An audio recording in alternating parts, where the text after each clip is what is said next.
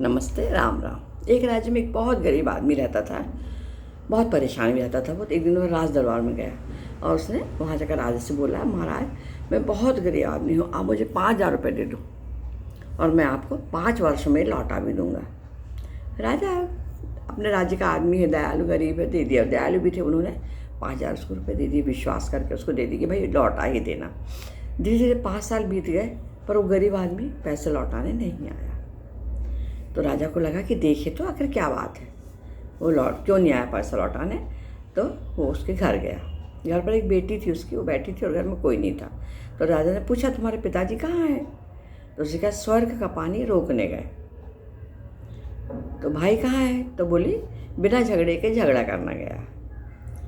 माँ कहाँ है? बोले, तो माँ 1 के 2 करने गई।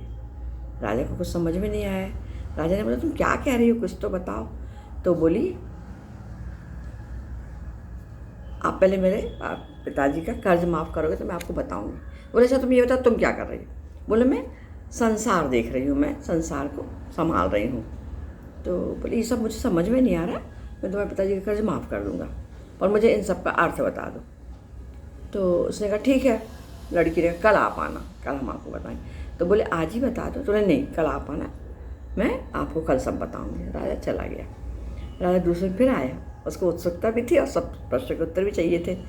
तो सब जन घर में थे। तो राजा ने कहा, अब तुम अपनी बातों का अर्थ बताओ।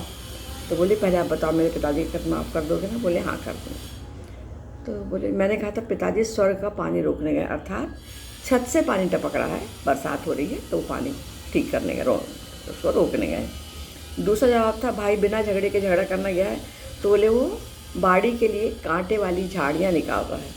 कांटे वाली झाड़ियाँ निकाल तो घायल हो जाते हैं, है ना, कहीं कहीं लग जाते, कांटे कट जाते हैं। तो इसका मतलब कि वो बिना झगड़े के जब कहीं ना कहीं उसको चोट आने वाली ही है। और माँ 1 के 2 करने गई है, मतलब माँ अरहर की दाल को दरने गई है, तो 1 के 2 हो जाएंगे।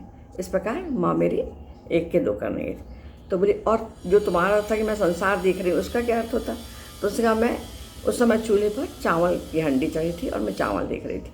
चावल की विशेषता, एक चावल देखो तो समझ में आता है ये पूरा चावल गल गया, पूरा चावल अच्छे से पक गया। तो इसलिए वो संसार देख रही थी, मतलब एक चावल देखोगे तो पूरा चावल पक जाएगा, इसलिए इसको पूरा संसार कहा जाता है। तो राजा बोला, कल क्यों नहीं बताया?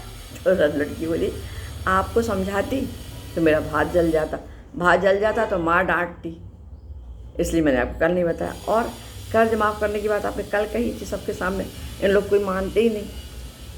तो वो बात भी मैं आज आपसे कहलवाना चाह रही थी कि सबके सामने कहो कि मैंने तुम्हारा कर्ज माफ़ कर दिया। राजा बहुत खुशी, उन्होंने कर्ज माफ़ कर दिया और बेटी को बहुत सारा इनाम भी दिया।